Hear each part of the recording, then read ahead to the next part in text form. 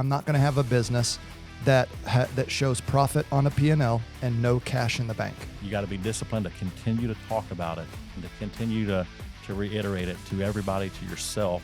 But if you don't do that, then it just doesn't hold.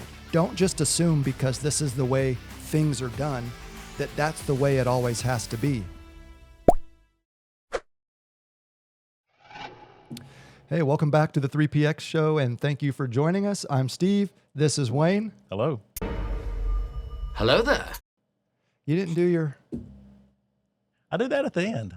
Okay, that's fine. And that's how I usually do it, is at the end, I think. So yeah, you do kind of at the end. But hey, this is Wayne. Hey, welcome back. Thank you for being here. We're going to have a great show today. We're talking about the big three financial reports, P&L, balance sheet, and cash flow statements. Then we're going to talk about some leading and lagging indicators towards the end, and how these things flow through your business. But first, before we talk about what Wayne's wearing, look at my shirt. Look at what you're wearing. So, I like it. So one of our listeners or audience members, a guy I got connected with on social media and been watching our shows, actually made this shirt for me, custom. Dude, that is love people. So I call him the big homie. The big homie. That's right. Shout out to Tracy Turner. Thank you for making this shirt for me. And the front's cool. It's got my love people logo on there, and the back. Quentin is showing a picture of it now. Oh, you don't have to turn around. He's already got the picture of it. Yeah, wow. This is the magic of video editing. Wow, I'm very impressed. We just started this. I just speak it. I know. Look at the back of my shirt. Look at the back of my shirt. And it magically appears. Yeah. I like it. That's a great shirt, though. It looks really good, and that's always been from day one that you walked in the door. That was just a big saying that you've always had: love people. So that's right. Awesome. Simple. It is. I don't have some long personal vision statement. That's it. What we do for the business. No, we do for the business. Hey, but it says a lot, and it says all the right stuff. Yep. I don't have it memorized, but we do have it documented. We've been sharing it, and it is a good one. Yeah, it is good for sure. So, all right, let's get into it. I just said I wasn't going to hit the table, and then I hit the table. You're throwing your phone. You're hitting it with the watch. I don't know. Well, I'm excited.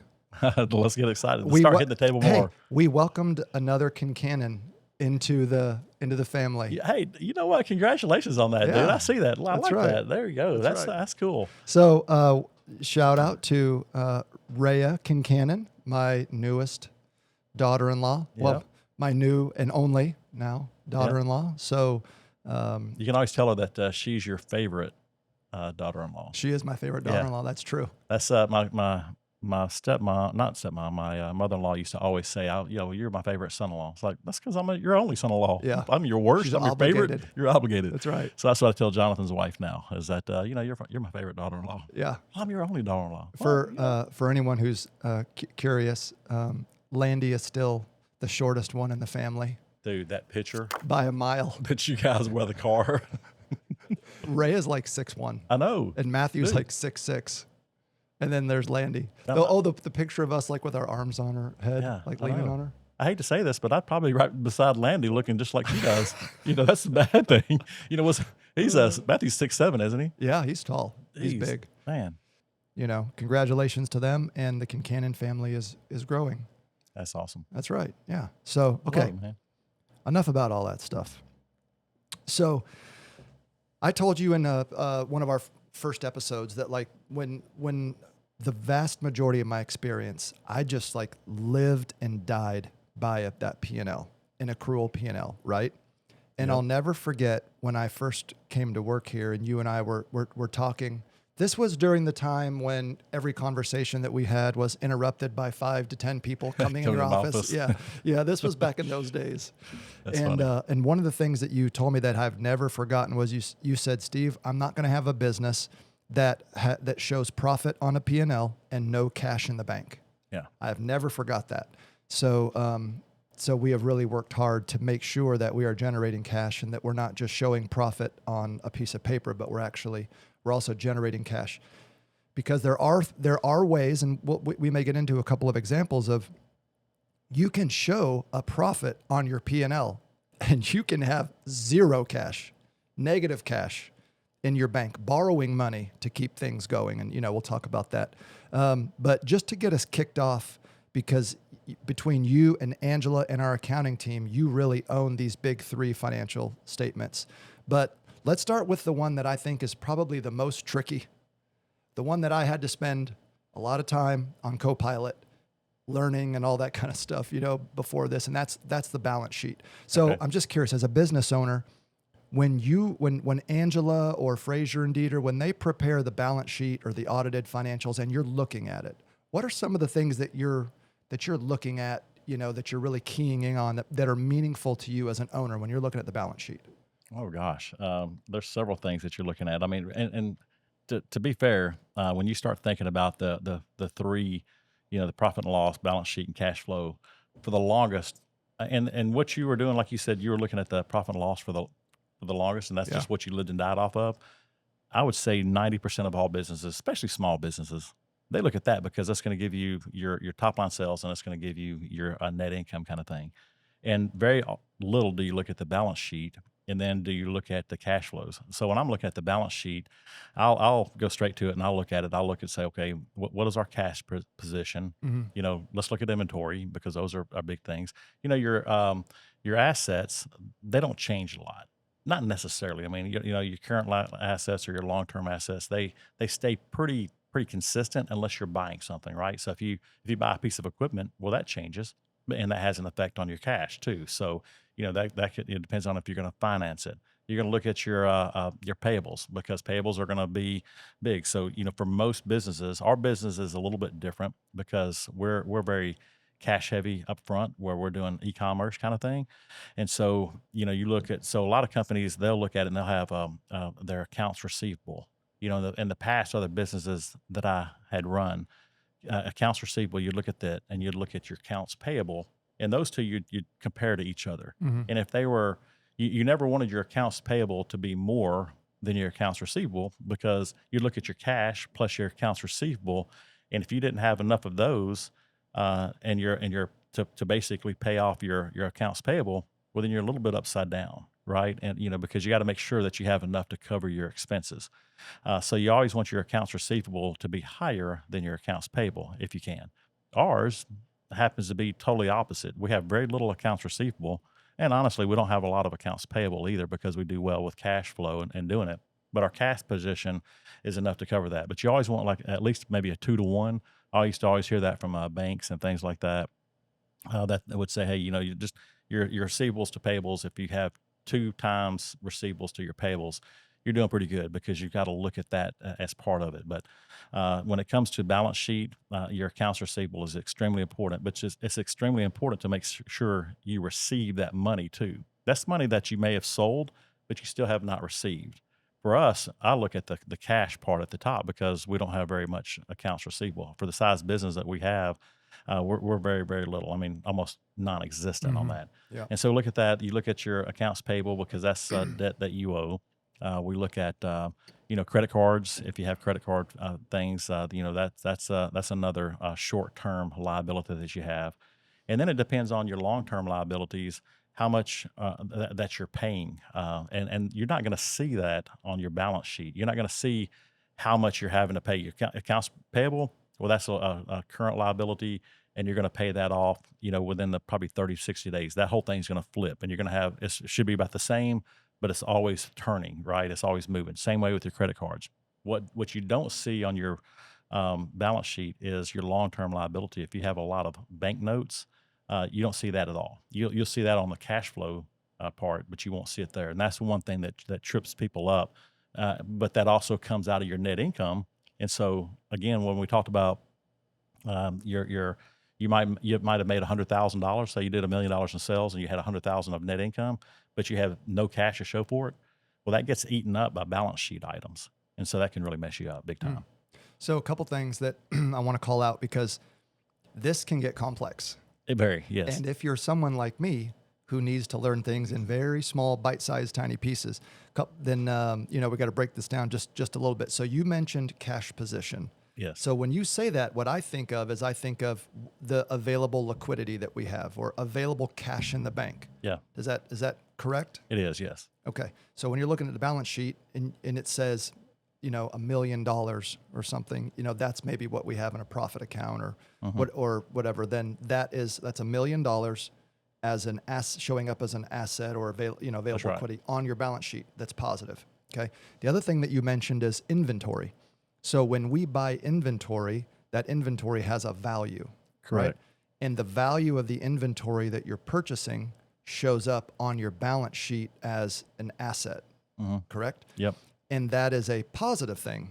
It is. Right? So it's a positive thing for your balance sheet, but now it starts to get into cash flow, where when you make a big purchase on inventory, it doesn't show up on your P&L necessarily until you sell the inventory and the cost of goods. You see how this gets crazy? But think about this. When you buy that inventory and you have a lot of inventory, guess what else you're going to have a lot of? Because it's got a balance. That's why they call it a balance sheet.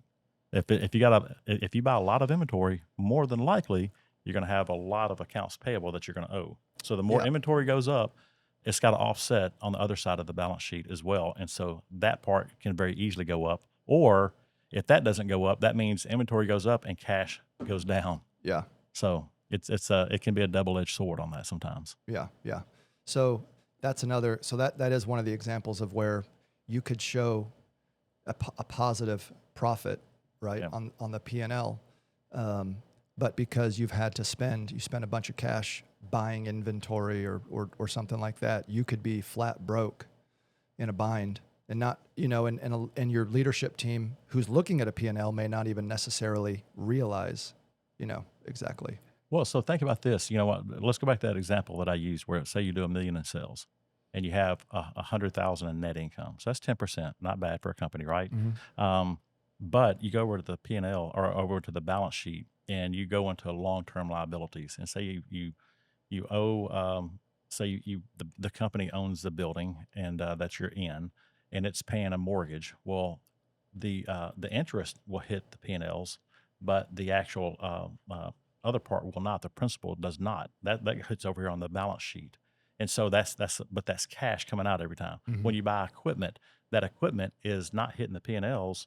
It's over here on the balance sheet, and it's going down every time you make a payment.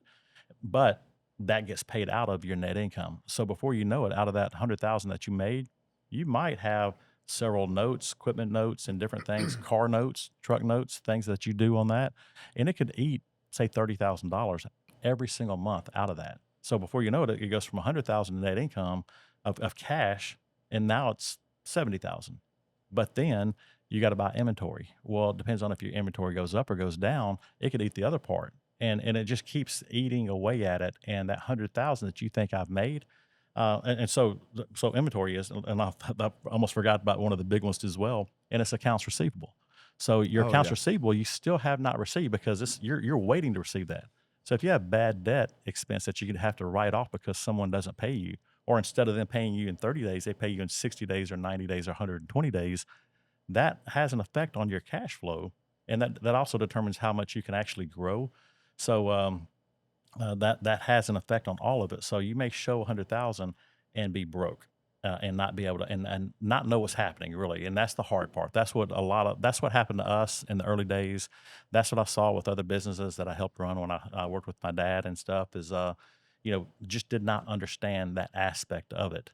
Whereas now we have a very clear vision of it and know how quickly you can get in trouble. And so we're very tight on what kind of debt that we take on, because you don't want to take on bad debt. It may seem like it's a good buy or a good thing. And so, that's why you see me a lot of times when we're buying equipment, I want to make sure we have cash to basically go buy the equipment instead of going out and doing it. We can run it through line of credit and that kind of thing. And sometimes that's the right thing to do. There's no doubt about it, because that helps preserve cash, which is good, but it can get tricky. Yeah. You mentioned one of the examples that I was going to talk about, and that is the, terms business, because the way we book, and I would imagine there's a lot of businesses that are very similar to this. The way they book revenue is not necessarily when the cash hits the bank, but it's when that inventory is sent to a customer. Exactly. So we're booking that revenue, $2,000, $3,000, $4,000. whatever it may be. We're booking that revenue. We're showing it on the P&L. But if that's a terms customer who's on 60-day net 60 or something like that, you're not going to see that cash until at least 60 days after you send the invoice to that customer. So it can look real good on a P&L, and you've got no cash coming in. And you've already bought the inventory, and more than likely, you already had to pay your vendor. Yep. And so that's where line of credits come in.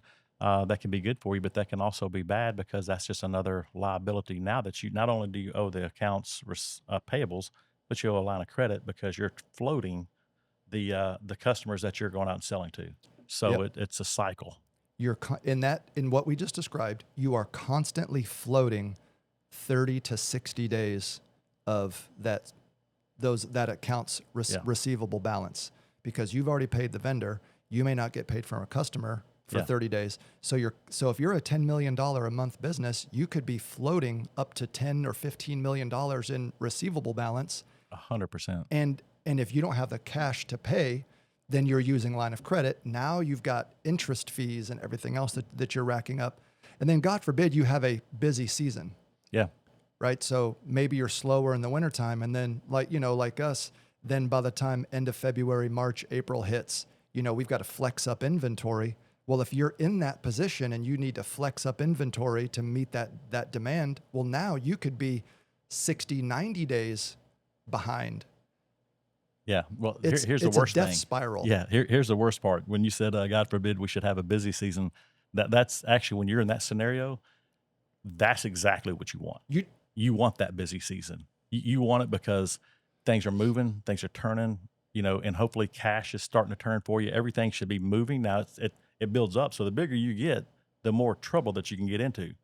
What's scary is when you have that busy season is what comes after that busy season. If it starts slowing down, because then all of a sudden cash doesn't come in as fast, but those bills still come due.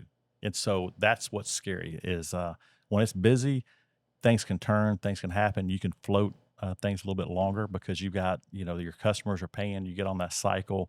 And, even though they're paying you, 30, 60 days, that money starts to turn. And as long as it's real busy, things are going and you don't see the holes as much. But when it starts slowing down and you hit that slow season, that's when it gets scary. That's when it gets real thick in the mud kind of thing. So yeah, cash is king. 100% when you're running a business. Yeah. So I think the biggest takeaway here, before we talk a little bit more about get into P&L and cash flow statement, is just in this last dialogue here. It's outside of cash is king, financial planning and forecasting and understanding the ebbs and flows of your business so that you can be planning when you need to flex up inventory, different times of the month, different times of the year. You can be planning in advance for that.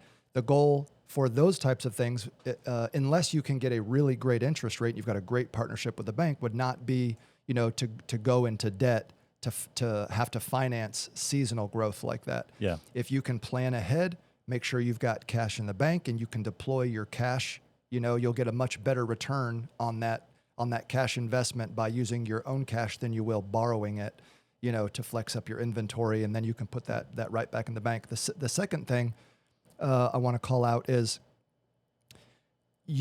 something that you did that really no one else had done up until you really kind of broke the mold, and that was take an industry or a business who was always and really is still to this day over 90% terms. Yeah. And you said we're going to be different. We're going to move into e-commerce, and what that did is that flipped the cash flow for you in that you weren't waiting on customers to pay you. All your payments came in advance. So I think that's the next player tip is to challenge how you have your business structured and challenge how you think about going to market, because maybe there are ways to improve your cash flow, get paid faster, collect a 50% down payment so you're not 100% on terms, but get some of that cash coming in faster. Don't just assume because this is the way things are done that's the way it always has to be. You can challenge the industry. You can challenge the status quo, and there's no better example of that than what you did specifically with CDF. Yeah, well, it's always been that, like you just said, always that mindset, well, this is the way we've always done it. Well, being a small company and seeing just the vision that we had very, very early on is to go online, is to do e-commerce. we continue. Now we spend a lot of money in it, so you can still get in trouble by doing that as well. But it's just we wanted to do something different, be someone different, and that's just our whole mindset today is how do we go to market, but we're able to provide our customers a much better product, much quicker lead time. We control the process, so we can, when it comes to how we manufacture things, how we sell things, how we do it. So the customers, they pay for it up front, but we turn it around super, super quick. So having not even a great customer experience is very, very vital to us. But it's also, when you have that great customer experience, what's just as important is having that great vendor relationship and the bank relationship and things like that, because they all go hand in hand to make sure that we can turn and do everything that the way we need to make it to be a success. But don't just look at, well, this is the way it's always been. There's still industries out there, plenty of industries out there.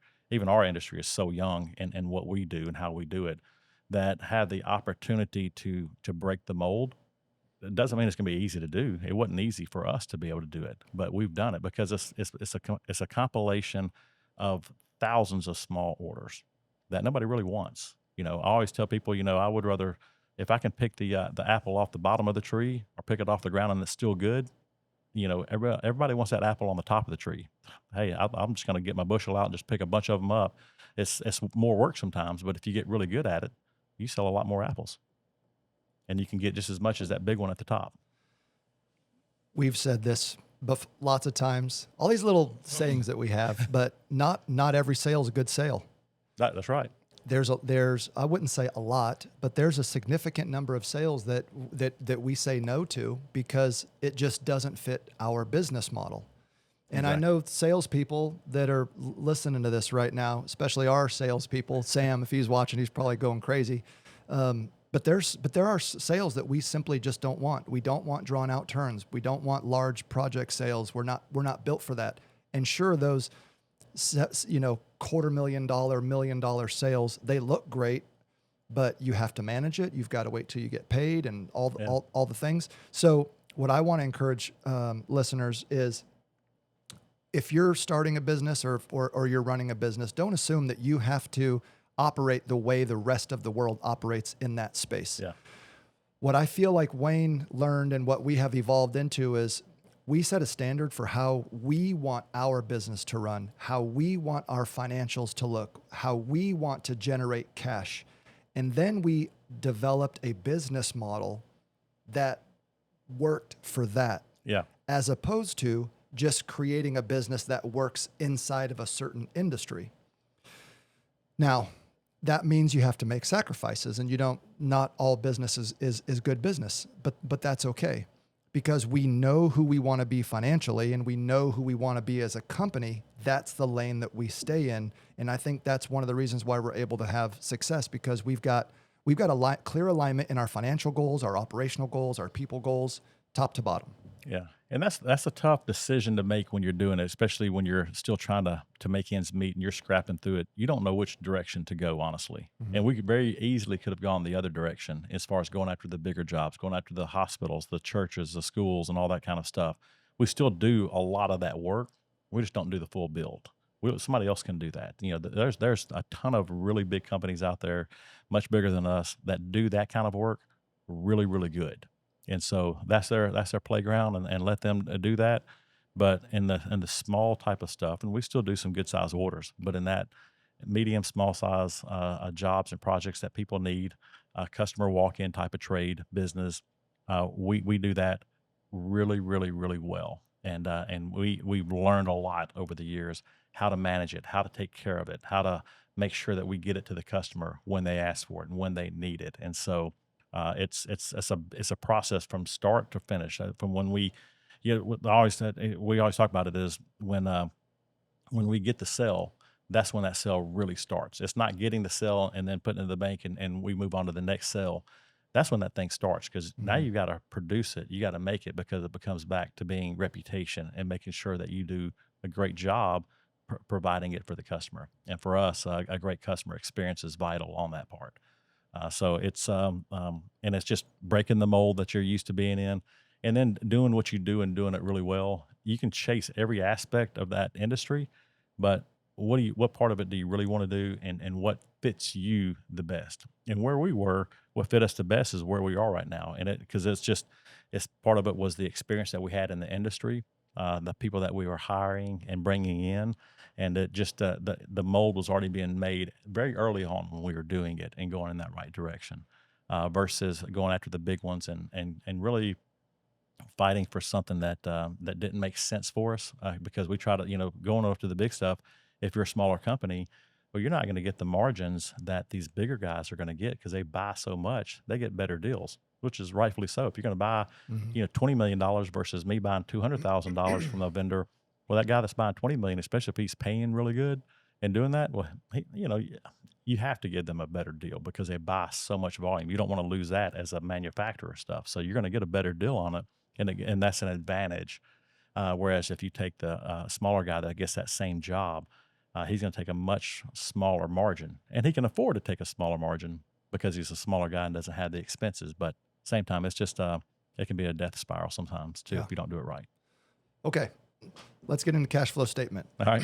So as I understand it, and if you look on my LinkedIn profile, 2 years ago, after I, about a year after I, came to work for you, I'm like trying to learn some of this stuff. So like, if you look at my LinkedIn profile, you'll see under my classes, cash flow statement, like for beginners or something. There you go. 29 videos and all this stuff I was trying to learn. So, shout out to continuing education and also LinkedIn Learning, which is great. Yeah. So cash flow statement. So I think the biggest call out with cash flow statement that I have learned is this is like a real time look at, for whatever period you're looking at, the cash that came into the business and the cash that left the business. And I think what's particularly important to call out here is we run on an accrual P&L. And I think most, unless you're, a very small company, I think probably most companies are running on an accrual kind of P&L. The key difference here is on a P&L, you are realizing an expense and showing an expense potentially before you've actually spent that cash. Right. An example would be like our electricity bill. So the electricity bill you might get on July 8th, but that's for the June time period. Right. So that that July 7th or July 8th bill that you got is going to go into the June P&L statement. But you may not actually pay the cash for that light bill until July 20th. Correct. But you are showing the expense on the P&L, but it has not hit the cash flow statement yet. So that's some of the nuance in understanding some of the differences between when I'm looking at a P&L statement and when I'm looking at a cash flow statement, understanding that. But I know the cash flow is where you live multiple times a day, I think. but at the very least, every morning you're looking at deposits in, you're looking at payments out when we have our Profit First Day every other Friday. Yep. And all the payments and the cash that goes out. How important has the cash flow statement been to you? And maybe what are the things that as a business owner you're really keying in on when you're looking at that cash flow statement? So in the 90s, early 2000s, it was always about the P&Ls and a little bit about the balance sheet, but it was just, I knew how to read a P&L early on. And then it came into the balance sheet plan, a part of it, but still as a P&L. But nobody ever really talked about cash flow statements and things until, the past 10 to 15 years, which is still a decent amount of time. But I when you dig in and you start looking at it, those three really they have to play together because like you just said, it's actual cash in and cash out. If you don't watch that close, let's go back to a comment that I made earlier when it was, when you look at how much equipment that you own, payments that you're making, well, you're not going to see that in the P&Ls. You're not going to see that bank note. You're not going to see that bank note on the balance sheet. You'll see the asset on the balance sheet.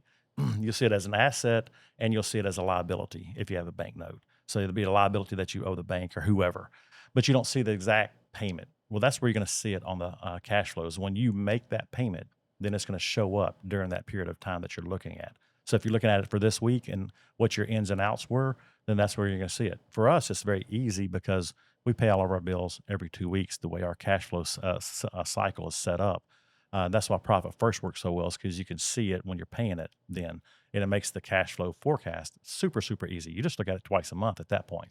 Now you can look at it throughout the week, but that's when your cash goes in and cash goes out. Especially cash goes in every day, but it's just it allows you to have that clarity of being able to see when things come and when things go. And so I look at these things every single day. I look at our numbers coming in. It really gives me an understanding of, hey, this is the amount that's coming in. This is the amount that I can expect to go out. And so, there's been times I've come into your office and said, hey, man, we got a lot more going out than we have coming in. What's going on? And I can't put a finger on it, but I can watch my cash flow and see it. And then you've been well, why do you say that? What makes you say that? So, dude, I don't know. I just know we have an issue, and we need to go figure out what it is and what happens. We find it. We find it. Every single and there's time. an issue. There was, Yeah. or not really an issue, but there's a reason. And sometimes, most of the time, what we have found is it was planned. Yeah. Like we cut over to another supplier for in the CDF business, and we flexed up inventory with last year with this particular supplier, and that was hitting hard. Yeah. On the cash flow statement. Another time was when we opened our 3PL. We opened Forward Freight. Shout out to Forward Freight. So now we're running our own logistics, right? But there was a time where, in between, we're paying our Forward Freight, and we're also still paying bills and invoices from our previous 3PL. Yeah. It was like we were like double dipping. We're paying the past invoices that were still coming in. One of the reasons why we migrated away, and then we're paying current invoices for Forward Freight. So that impacted the the cash flow statement there for close to 60 days. It felt like before we finally washed through that. But I think the key takeaway that you're calling out here is you saw it immediately on the cash flow. Yeah, what you just I described. Didn't see it. Yeah, nobody else in the company saw it. We're just running the business. We're selling, making money, and things look great. But you saw something that was concern right away before it could have become an issue. If something happened and we needed to deploy cash, it could have been an issue. And that needs to be for small business owners, really for any business owner, any CEO or any CFO. Your cash flow statement needs to be just as important as your P&Ls or your balance sheet, because that's what's going to be that leading indicator for you to be able to really see what's happening right now with your money. And most people love the P&Ls, and I love the P&Ls too, because I get to see, hey, what did we do in sales last month? Where are we at this month so far, where we know what our sales are, and then we can start forecasting that. But it also shows, how much did we make? What did it show on the bottom line of that? And so that's just an important part of it, to make sure that we see that. And so, but the cash flow, you got to keep your eye on that big time, because that's really going to tell you if you can continue to expand in an area, if you can grow, if you have the money to grow. I don't know if you've heard the phrase before, where people talk about, you're growing too fast. You're going to hurt yourself by growing too fast. Well, why?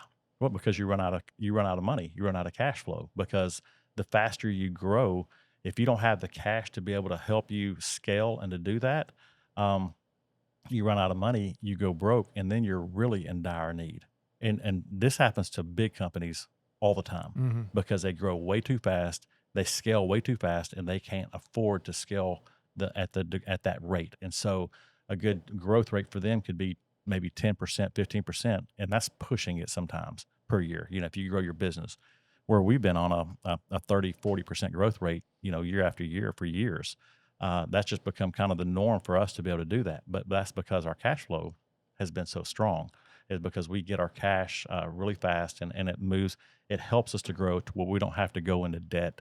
And so, in a position where we're now, where we have very, very little debt, which is fantastic. We have enough cash in the bank to where we can pay off all of our debt, which is a nice position to be in too. So where, it just gives us an opportunity to, hey, do we want to go in that route? But let's go then. Let's do it. We have the opportunity to make moves really quick and do. But that's because it's taken us years to get to where we are now, cash flow wise. But if you don't watch cash flow, it doesn't matter. The P&L doesn't really matter at that point. Yeah. So I think one of the major call outs on this is your growth can outpace your ability to generate cash and fund that growth. Yeah. And one thing that we said, I love that we could always go back to like conversations that we've had, you know, just to kind of show like we're not out here winging it. You know, we've really been very intentional about how we've built these businesses. And one thing that you and I said years ago, I say like we've been together 20 years. It feels like it though. Yeah, it does feel like it. I don't know if that's a good thing or a bad thing. No, I but think that's a good thing. Yeah, but we said, hey, we are going to grow these businesses and we are going to maintain our profitability and our cash flow. We are not going to overextend ourselves with cash to finance and try to fund growth and then find ourselves in a negative, you know, position with cash and we're desperate, you know, for money because you can get out in front of your skis really, really quick. And we've been able to do that. And because we had a plan, we had to temper growth sometimes. Yeah. But we were able to plan our growth based on the cash that we had coming in so that we could self-fund all of our growth. And we've actually improved our profitability. Our profitability hasn't gone down. It's actually improved because we've been so hyper-focused on making the investments in growth that will get us the biggest returns, that will turn cash the fastest.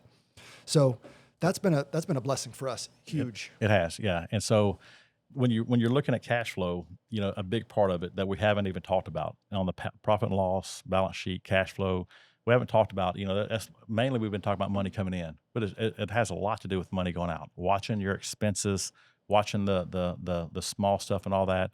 And to give you an example, I'm going to give you guys a really good example here is we were talking this morning and we were getting ready to shoot this show before we came in, and we were talking actually yesterday. And so our studio is up in the top of our building. It'll be kind of hot. It's going to be 90-something degrees today. And I'm kind of sweating right now, actually. And so Steve was like, well, I'll go in early in the morning and I'll turn the air on. It's like, dude, why don't you just turn it on tonight and that, you know, the night before, and that way when we get in, it'll be nice and cool, be good. And it's like, no, I don't want to spend the money. I'm going to do it. And so we get here this morning. It's just, you know, it's a little toasty. It's a balmy 82. I think balmy 82 inside of here, and we're doing it. But you know, and you made the comments like, dude, it probably only costs 50 cents, you know, to run the whole thing for the night, which is probably true. But that's the difference between, you know, because you already know I'm bad. I'll be the one that'll, hey, we've got the money, let's go spend it, let's go do it, let's buy it if we need it. If we need it, let's do it. And you're more of, oh, wait a second. Now, do we really need it? And you're questioning it. So that's what makes the combination so well, is because you're watching every single penny, and I'm trying to spend every single penny. Now, I'm not trying to do that, but it does make it where you just got to watch those things. And, you know, today it could have been 50 cents for that little bit last night, and I'd have gladly paid the 50 cents, and I think you would too have at this point. I regret that decision at this point. But the mindset that you have on that is very good, because it's just, you know, because you're watching those things. And if you don't watch them, the next time it's not 50 cents, it's $2. And at the end of the day, we think, well, 50 cents, $2, what does it matter? Well, then the next one could be 10 or 20 or 100. And it just builds, because, well, when is that threshold? Right now, our threshold is 50 cents, dude. So it's it's low, and I'm okay with that. But you know, I don't feel bad at all. I'm not too hot. I'm not too, you know, definitely not too cold. But you know, it's not bad at all. But I appreciate you being able to watch it like that, because that also has a huge impact on our cash flow. Because, you know, again, we can watch everything. We can watch the P&Ls, but that bottom line will keep going down if we don't watch it. And it's a constant oversight to be able to look at it. Mm-hmm. And to be honest, it's really not about the 50 cents. Like you said, it you know, it's the mentality, the principle that I think we have. If we don't need to spend the money, we're not going to spend the money. You know, I'd rather have profitability. I'll take profitability above comfort all day long. Yeah. So we'll sit here for the first 30 minutes or so and be a little bit warm. But the other thing in that conversation, you know, we were talking about is a lot of people don't believe in the slippery slope theory. And that is, you know, if you start tolerating a certain amount, then the next thing you know, you're tolerating more. Yeah. And then you're tolerating more because you get comfortable tolerating this much. So then you start tolerating more and more, whereas before you would have never tolerated those things. I personally believe in that slippery slope mentality. if you start to tolerate waste and you correlate waste to dollars, so it may only be 50 cents. Yeah. But if I'm correlating that to a dollar amount, well, it's not that much, so it's okay. It starts to get, well, it's only $1. It's only $10. It's only $1,000. It's only $10,000. Like, where does it stop? Yeah. So if you don't correlate waste to expense, if you only correlate waste to it's wasteful and we don't need to spend the money regardless of the amount, that is a good principle to really have inside your business. You should not be talking about dollars and cents, having those conversations. It's really about, do we need this or do we not need this? Is this a must-have, a like-to-have, kind of thing? And if it is a must-have, okay, now we can talk about what's the best way to do it profitably, efficiently, the least expensive, kind of way. So no, we're not just flipping on the air conditioner around here. Yeah. Hey, and the good thing Saving too, money, what I love about it too, which you've done a fantastic job with our team and doing it is not only have you preached it to the team and everybody in the whole team could probably quote it and listen to it because you said it. It's one of those you just got to keep talking about. You can't say it once and then walk away because it just goes through one ear and out the other. For all of us, if we continue to talk about it, so over the past several years, we've talked about waste. We've talked about things that we don't need. But not only that, but what I love is the fact that living it too, but leading by example. It's not, because we don't need to talk about it to the team and then for us to go and well, we're executives, we can do this or we can do that because we're entitled. Well, no, it's living by example. If we're going to teach it to our team, then let's walk that line ourselves. And you do a good job with that. I appreciate it. I have so many examples in my head, but I don't want to say them because then people are think like that we're trying to brag or something. But not at all. It's not bragging. It's just how you run a business. It's putting the right principles in the right section. If we're going to talk about what we're talking about today, that's why I wanted to bring that up because it's not all about top line. It's cash flow, money coming in. Yeah, that's huge. You got to have the money coming in, but it's also you got to have less money going out than you have money coming in. Because if you don't watch that money going out, that's where it gets sticky at, is that money going out. And if you can control the money going out and let it always be less than the money coming in, then you're in a winning situation. Yeah. All I'm going to say is whether you know it or not, your people are watching what you do. Yeah. They're not just when you're in a meeting talking to them, they're watching what you do. They're watching what you spend money on.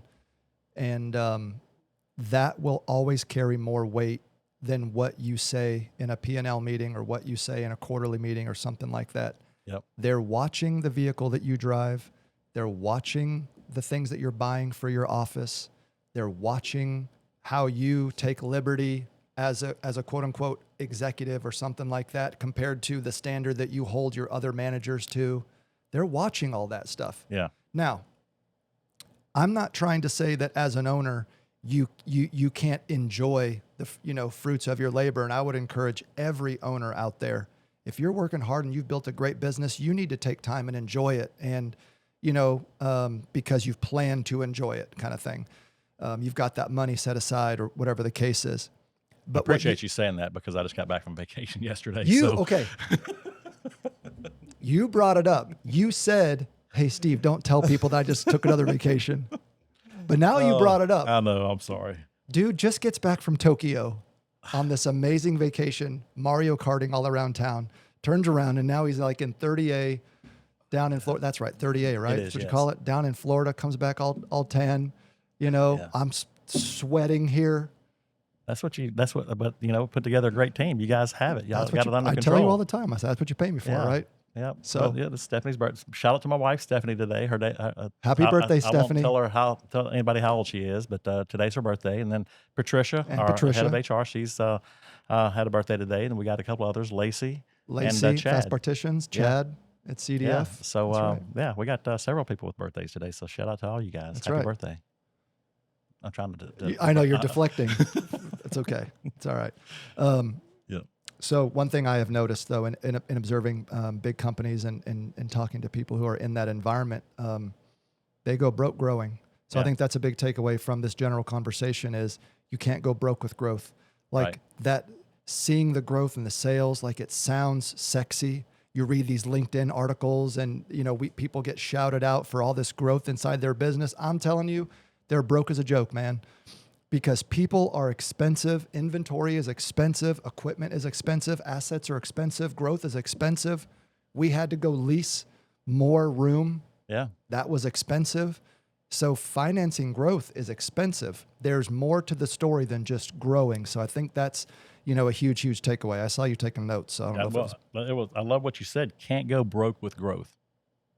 Dude, that's a great statement. Dude, I forgot to do your T-shirt in the beginning. We'll go back to your T-shirt, but at the end, that's a T-shirt. That's right a there. T-shirt. Don't go broke with growth. Yeah, exactly.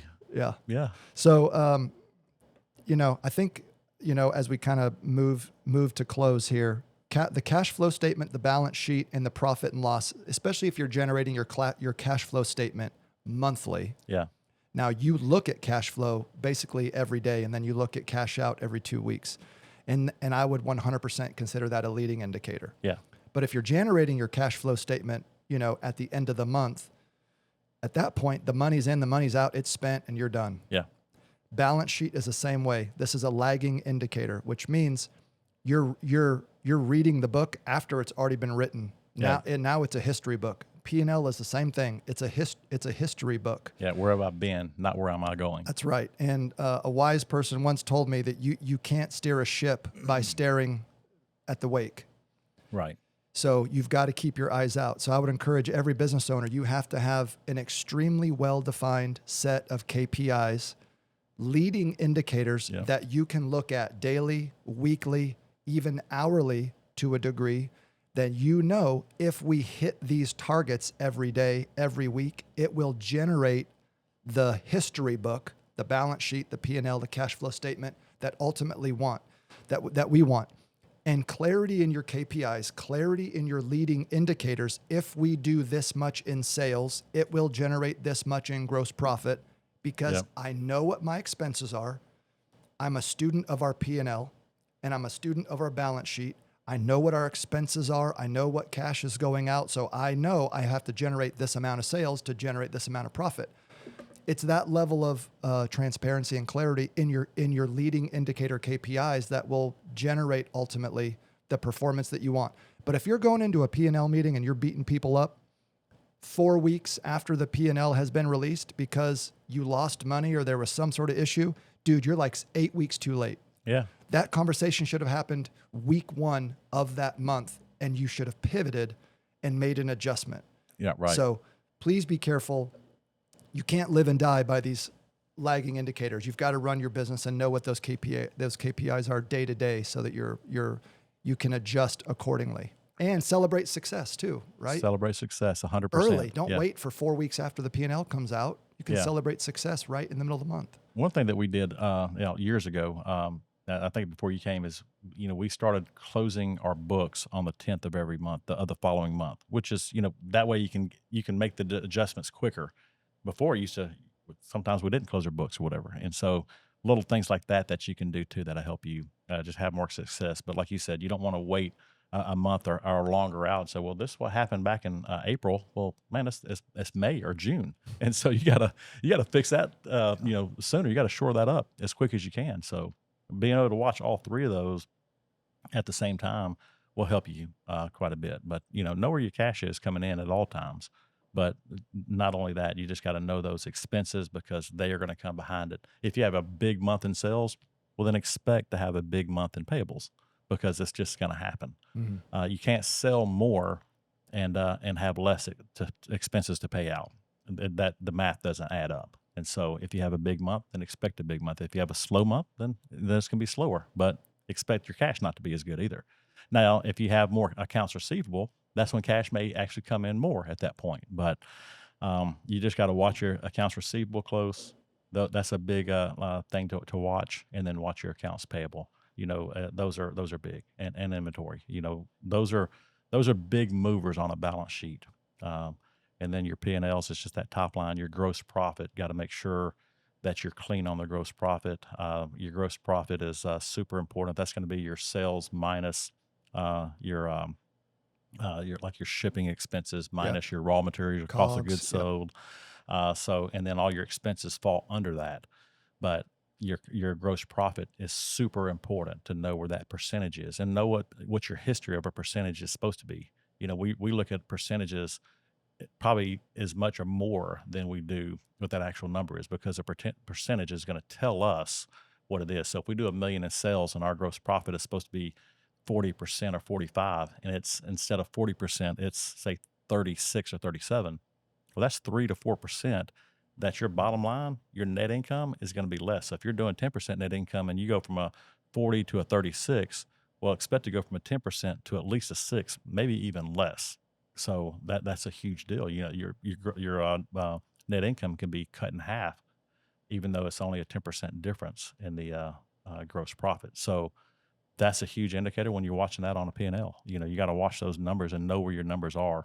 And so the sooner you close those books out on the month, the better you're going to understand that. So, we talk about gross profit a lot, but do we talk about the dollar amount, or do we talk about our percentage more than anything? We talk about the percentage. Day to day, we talk about dollar sales. Yeah. But when we're talking about profitability, we're talking percentages. But we're monitoring incoming sales and cash based on dollars. Yeah. But at the end of the month, we're watching that. We can tell if we're going to do well or not just based off that percentage before the books even get closed out. If we see that our gross profit is at or above, we're feeling pretty good. Quentin's over here signaling me. I just got like 2 more thoughts based on what you're saying. Quentin's trying to shut us down. Yeah. I got to shout out to profit first, and because what you're describing is when you're a business owner and all your cash is coming into one account and you're just fishing out of that bucket because it looks like there's a lot of money in there, and then those payables hit, dude, you can be in a bind. So what Profit First does for you is when that money comes in, you're automatically allocating a percentage of that incoming cash to your payables, to your OPEX accounts, to make sure all your bills are covered and you don't have to worry about overfishing out of that one bucket, and then you get upside down. And then the second thing, when you were talking about gross profit, is understanding your gross profit is huge. And what I wrote down was profit flow through. We've talked a lot about, hey, we grew 100,000 in revenue. How much did we flow through to the bottom line? Right. Because 100% of minus, if your only expense that's coming out is COGS, shipping, whatever, 100% of that is going to flow through to the bottom line. Yeah. But there are other expenses that you have to incur a lot of times when you're growing, and that is personnel expense, things like that. So we monitor our growth flow through. If we grew $100,000 in revenue, and if GP was 40%, then I know 40 grand right off the top is going 100% going there. Well, that leaves me 60,000 in flow through. Well, if of that 60,000, we're still dropping over 50% to the bottom line because we made some personnel investments, maybe we had to buy some equipment to support the growth, or something like that. So understanding that you've got a healthy flow through on your revenue growth down to your bottom line profit. But if you're growing $100,000 and you only moved $2,000 to the bottom line, that 100,000 wasn't worth it. No, you just wasted your time growing $100,000. Exactly. Well, that's the difference between fixed cost and variable cost, right? Yep. Which is a whole different series that we could, episode that we could probably talk about. But because if your fixed cost, if you didn't have the 100,000, those fixed costs would still be there. If you got the extra 100,000, fixed costs really shouldn't go up because they're fixed. Yep. It's that variable cost that you got to do. Electricity. Yeah. And sometimes even like that. payroll. Insurance, sometimes payroll is the same, where you can just get more productive and get more out because you're becoming more efficient. So efficiency is a huge thing. If you have the same amount of people, all of a sudden, next thing you know is that out of that 100,000, the 40,000 that goes up to, or 60, however much that goes up to pay for the bills, because that's variable and that does fluctuate. If your sales go up, then that's going to go up. But you should have a huge chunk after your fixed costs and variable costs or fixed costs are basically paid for. That bottom line should go up and go up by percentages. Okay. WWW, let's hear it. What's Wayne wearing? I see discipline. Discipline shirt. Tell me about it. It's the bridge between goals and accomplishments. So, discipline. So when you think about your P&Ls, your balance sheet, your cash flow statement, all those kind of things, you don't learn that kind of stuff overnight. It takes a minute to get there. but you got to be disciplined enough to be able to go through it and to understand it, to get help with it. It took me years to figure all these kind of things out, but it's because just being disciplined to continue to go over. If you try to do it one time, try to read it one time. If you talk about it one time, same thing with talking about expenses and how we talk about it with our team. If we just say it one time, you're never going to get it. You got to be disciplined to continue to talk about it and to continue to reiterate it to everybody, to yourself. But if you don't do that, then it just doesn't hold. And so the more you do it, the more disciplined you are with anything in life, honestly, the better you're going to do, and you're going to hit the goals that you want to hit. Yeah, and the way I think about discipline is when you continue to do things even when you haven't seen the result or the benefit yet. Right. To me, that's working. discipline. It's happening. You have to stay focused and consistent doing it even when you haven't seen the rewards just yet. And that's when it's hard. Now, it's not discipline anymore when it's working and things are looking good. Now it's fun. Yeah. Right. Now it's fun. But even when you haven't seen the rainbow or you haven't seen the light at the end of the tunnel yet, staying the course, being disciplined with your finances, it may take a year, may take 18 months. Yeah. But you have to stay disciplined and focused. Don't abandon ship on some of these programs just yet. It takes time, to turn the corner and see what you want to see. So that's a great call out on discipline. Hey, next episode, you mentioned customer experience a couple of times. Yeah. Next episode, we're going to talk about customer experience, building a customer experience type culture. And any parting words? Every time I try to close, either I start talking or you. No, I think it's we just appreciate you guys listening to us on this episode. So we're excited about it's fun to talk about the P&Ls and all that kind of stuff and cash flow. I get excited about that. I love it. The next episode is going to be fantastic. So I better leave it there. Otherwise, we'll keep talking. Yes, we will. And Quentin's waving us down. Yes, he is. Quentin's like, land the plane, dude. Yes. Land the plane. So, hey, thanks for watching the 3PX show. Please feel free to engage with us on our social media accounts, our 3PX accounts, our personal social media accounts. You can find us on LinkedIn, Facebook. Steve's on the TikTok. On the TikTok. You can see me on the TikTok or the Facebook, LinkedIn, Instagram, all that. We love to, talk to you. If you've got questions or ideas that you'd like to hear about our next podcast show, feel free to let us know. Otherwise, thank you for watching. Thank you for listening, and we can't wait to talk to you again next time. Yep. Love you guys. Thank y'all. See ya. There it is. All right. See ya.